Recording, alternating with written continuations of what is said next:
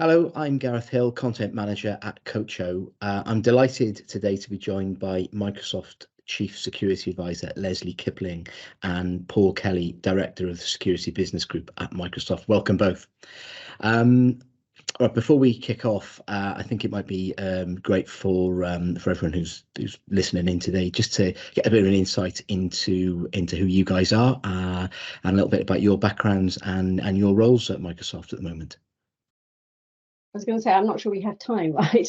But my current role, as you mentioned, as Chief Security Advisor, incident response is the name of my game, really, because I've been doing that for a very long time at Microsoft, both internally and working with customers who've been compromised.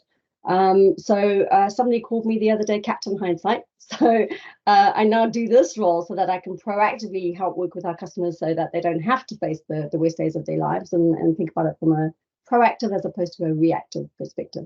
Paul? Thanks, Lesley.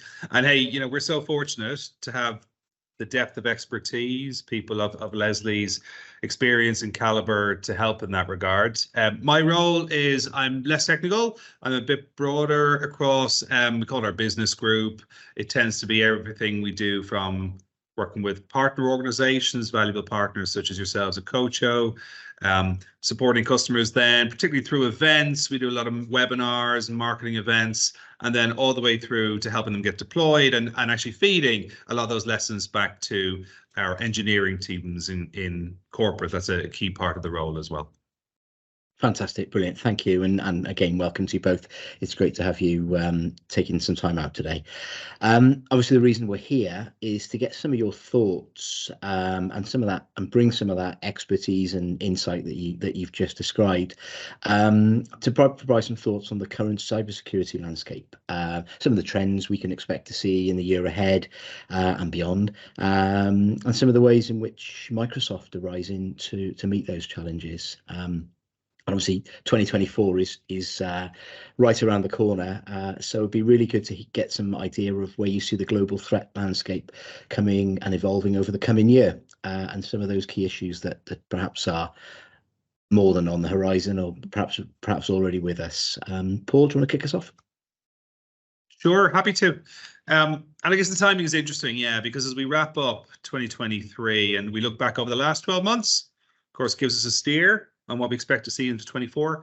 And we continue to see a high proportion of identity-based attacks, so about 40% of what we've observed, then phishing and ransomware, about another 25% approximately each.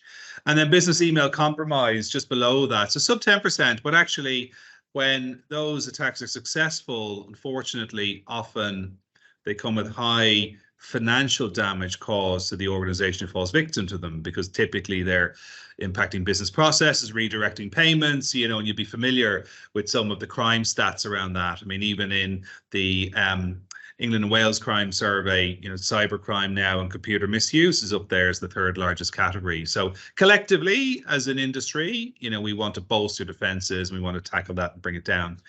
But then just, your question, Gareth, about looking forward, clearly AI is the hot topic right now. I think we will see, we're already seeing threat actors using AI to hone their trade craft. Think about some of those phishing emails that might have been very obvious in the past. You can imagine how they will use some of these capabilities now to make them more realistic. Other areas such as polymorphic malware is another one, and there's many others. But for us, though, what's most important is that we have the benefit of phenomenal power in terms of an AI platform to tip the balance in favor of defenders. So to use AI to block their current methods of attack, and indeed where we predict they may go next. So, we'll continue to do that.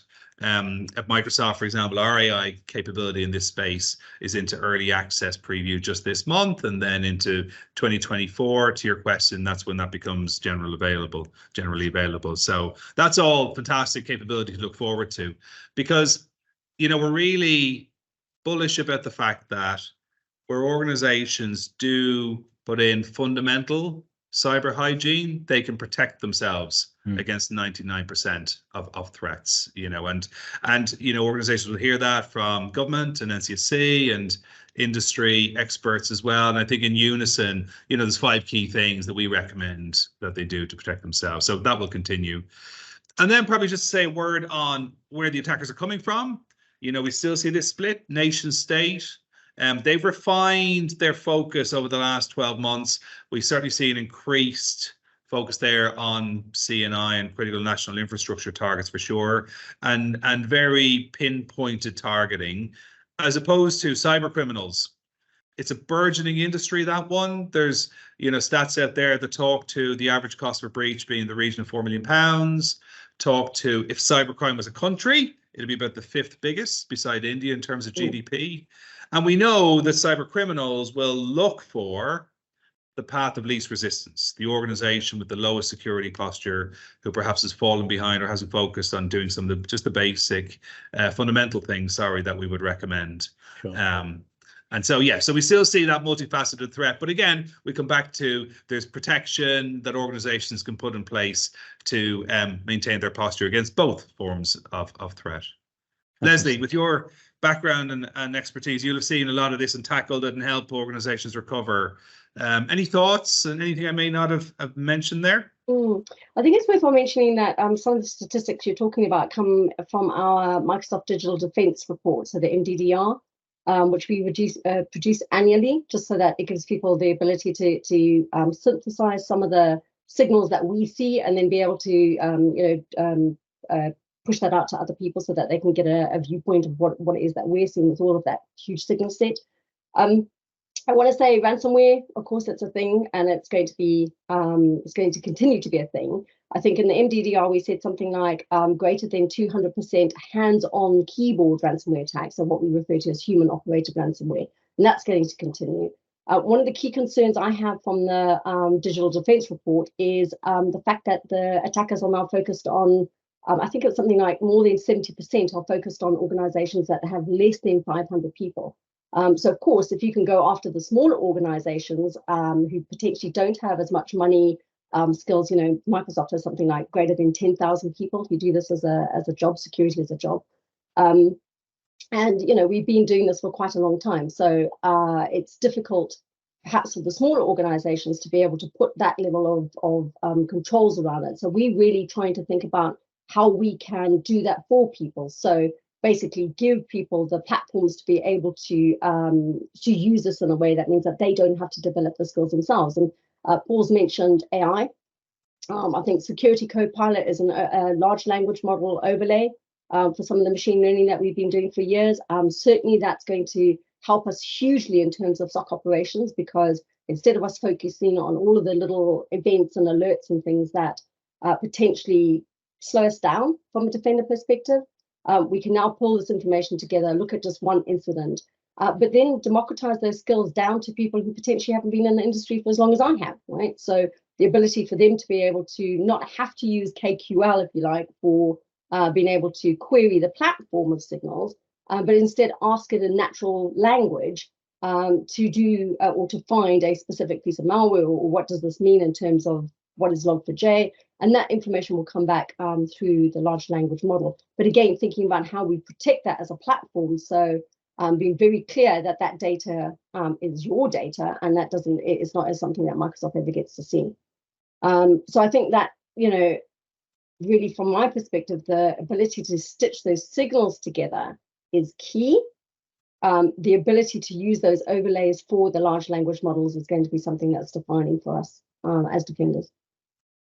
That's brilliant. Thank you both. And I think I'll just sort of touch upon something that you, Lesley, just mentioned there about some of the impacts it's going to have sort of real world on organizations and businesses around the world, that they having to sort of face up to emerging new threats and new technology, but also having to look at the evolution of those things that those threats that have existed previously as well. and how they, maybe maybe you can just maybe dive a little bit deeper into how you see these organisations having to face up to these challenges, and what kind of things they're going to have to be aware of to maintain security and productivity and growth in the times ahead. So we talk about cyber resilience, right? And it's not something that's new. I will say that I'm hearing a lot of people talking about minimum viable company, which to me makes a lot of sense in terms of thinking about how you prioritize your recovery operations, right? So if and when you go through something that's business defining, potentially you have a mechanism to be able to say what it is that last mile of defense that you need to be able to pull into place for that. But like I said, I think one of the other announcements that we made just recently, in fact, overnight, which I'm pretty sure we're going to touch on in a bit, but the ability to be able to inculcate that defender threat intelligence inside the platform so that you can see what's coming. I think, again, we want to be able to offload as much of that kind of security operations as possible for organizations who potentially don't have the time, the effort, or the resources to be able to spend on having large amount of people, 10,000 plus people working on security like we do inside Microsoft. Paul? Yeah, I think we know budgets are often a challenge, getting skills are a challenge, both attracting and then developing those, and the complexity is a challenge as well. So we're so conscious of that reality, that real world scenario that many organizations will grapple with. And on them, like even some of the recent announcements that Lesley mentioned there, some of the things just we came forward with a few weeks ago that I think are relevant here. So we're really passionate about taking enterprise level defense capability and making that available to small and medium organizations. For example, automatic attack disruption is a feature whereby we now bring it down into our business premium capability, which tends to be for organizations of 300 or smaller, and helps them be automatically protected where an attack is in flight, to detect it and block it in real time. Other things, we're now working on a monthly security summary, which I think will help better inform particularly management and board level in terms of the threats that their organization has blocked over the previous month. And I think that's so important because often there's a lot of phenomenal work goes on behind the scenes that I think non-technical or non-security people need to be aware of, how their organization is being protected on a regular basis.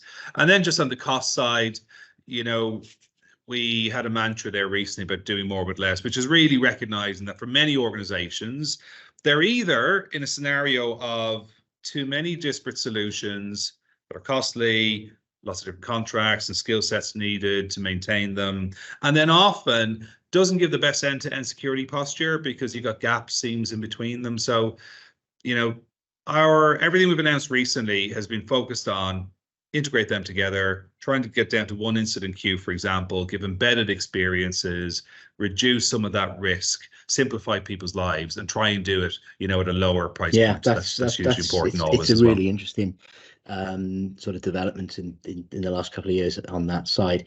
And I think you've both touched upon this, and Lesley, you touched upon it in the previous response as well, around when we talk about cybersecurity and cyber trends and emerging threats and things, it's not just a issue, and shouldn't just be a doomsday kind of scenario or story. And there's a lot of positives that we can take out of that, and you've already, both of you, touched upon a number of those in the last few minutes. And I know, over the last year, Microsoft have really announced some pretty significant developments, and even in the last few weeks and months, not least obviously at recent Ignite events. Yeah, sure. So I wonder if you could maybe just spend a few moments just to sort of talk through some of the most exciting ways that you see Microsoft responding to some of the things that we've spoken about so far. Well, Paul doesn't mind if I go first because you pick your favorites, Lesley. Yep. There's like 100 different announcements, and I don't think we've got time to go over all of them, right? But the favorites for me were specifically the ability, I think, Paul, you touched on it already in effect, which was thinking about how we get that signal set that matters in front of our SOC analysts, right? And there's a couple of things to think about there, but essentially, if we can take, so we're good at calling everything Defender, right? And Defender Cloud had a separate console, for example. Defender M365 had a separate console, and then obviously we've got our SIEM. What we now talk about today is extended detection and response. So the ability to be able to look at one console that, again, rises up any of the potential issues that people will need to be focused on. So if I can use our Cyber Defense Operations Center as an example, we have something like a 91% true positive rate. That means if it's not 91 true positive, and bear in mind there's a lot of machine learning that goes into doing that, there isn't a human that looks at that signal. Now, I'll caveat that slightly because, in fact, there is further down the line when we're thinking about cold path hunting, do we see something else that maybe the attackers are doing that we didn't know about at the time? We'll go back and look at that data. But essentially what we're trying to do is get rid of tier 1 because it's one of the worst periods, especially new to the industry people who are now having to do this mind-numbing, looking at all of these alerts and events, and it's really it can be a little bit, well, let's take boring, and you get alert fatigue, right? So essentially, we're trying to get rid of tier 1. We want to have a high-speed remediation team, which is what we think of internally at Microsoft. So I mentioned the threat intelligence infused signal. I think that's really great. That ability now to think about extended detection and response, not to say that SIEM is going to go away. So our SIEM product is Sentinel. That's continue to be the place where you will pull third-party signal into, because again, as defenders for the planet, and that's not just Microsoft, but that's everybody that has a role to play there. But they're thinking about how we be able to pull that signal together from a first-party perspective and from a third-party perspective, so that people don't have to go and hunt in different locations. But I know, having spoken to Paul before, he's got a few exciting ones he likes as well. So over to you, Paul. Well, the announcements were brilliant, but there was one that wasn't put up on lights on stage at Ignite that may have gone a little under the radar, which was something we called the Secure Future Initiative. And the reason that's important is, I trace it back to literally just over 20 years ago. Bill Gates at the time chartered a new course for Microsoft back then. We were a consumer company, focused on building new features into productivity apps that you'll be very familiar with. Whereas he said, from now on, where we've got a priority call to make between a new feature or a new product, we must prioritize security capabilities and also a security mindset into our software development lifecycle approach. And then we've refreshed that really for this AI age. So our Secure Future Initiative, there's 3 things that come under it. One is deploying AI in defense of our customers, citizens, organizations, and nation states. Protecting the UK. We want the UK to be the safest place to live and work online. Second one then was doubling down in terms of secure development life cycles, but again in this AI age. That was the second part. And then the third piece was cooperation, both public sector and private, and across industry with some of our competitors, and then indeed internationally. A lot of what we do through our cyber crime division within Microsoft is tracking 300 threat actors. That's up from 200 last year. In that is a mix of nation states and criminal entities. Then working with policing and law enforcement to block them, to actively take them down, disrupt their infrastructure, track the infrastructure they've been using. We see them reappear in some cases. And so that international partnership, we just think that cyber safety, of course, for us as individuals, as citizens, it transforms national boundaries. And so part of the Secure Future Initiative was our ongoing commitment into the future to focus on that area. I just think it's so important, in addition to, building security platforms and end-to-end protection. Fantastic, thank you very much. And I think one of the things that comes out is, AI obviously is a huge part of this, of the fabric of what we see going forwards, both from an attack and defense strategy, I suppose, but also the way everything is being sort of knitted together, and there's a strong sense of unification of every piece of technology and human interaction that goes into that. we sort of opened up the conversation with this being a little bit of a look ahead to the year ahead and the trends for the year ahead, which is what this is. But the way you both sort of responded and some of the insights that you've given on the developments, I think it's fair to say, and you feel free to disagree, that this is really about a longer term strategy, and this is about building platforms, strategies, and sort of defense structures that are looking ahead to not just the next 12 months, but for the future beyond, and and for the sort of betterment of us all going forward. And I think, if you're looking at use AI as an example of that journey, right? Because we're talking about re-engineering, re-architecting, that takes time. But we've actually been on this journey for quite a lot longer than most other people, in fact. So I think we're much further down the line. I'm not saying that we're there, because security is a journey, right? There's no end state. But the abilities that Paul mentioned, for example, the SDL, the Security Development Lifecycle, it's something that I think we introduced in 2008, right? We now refresh that to think about dynamic SDL. So the fact that we're doing this continuous assessment for SDL, both from a secure coding perspective. We now talk about security by design, in deployment, and in depth, right? And these aren't new concepts either. So again, it's been something that's been bandied about, but to Paul's point, we refreshed it now, thinking about how we're going to be moving forward in the future. So it's an exciting time. It is, for sure. I think, there's so much to look forward to, and being in the cloud is where organizations are going to get their best protection, for sure. Tap into this innovation as it comes on stream.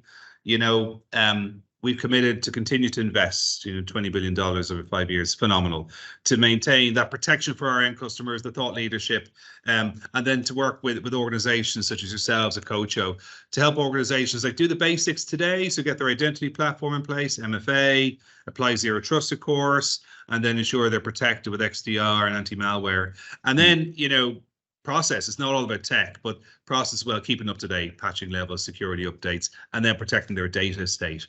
And that last point is interesting because, as Lesley says, we've been talking about this for quite a while. Get your data estate in order, get your privileges, ensure that only the right people have access to content, and you've mapped out its life cycle. But you know what? For whatever organizations are considering doing with AI, doesn't have to be in security. That's the first starting point as well. So there's something about, hey, protect yourself for today, 99% protection by doing the fundamentals. And also you're putting yourself in the best place then to go and tap into some of what this new innovation and AI can bring. Yeah, that's really good point, and I think a really good place to draw a line under the conversation. So Lesley, Paul, thank you so much for taking time out today. I know you're both really busy in everything that you do, so it's very much appreciated both. It's been really great to speak with you, hugely informative, and it's on some of what I think of some really business critical issues for us all in the world today. So thanks again, and have a safe year ahead and happy year ahead.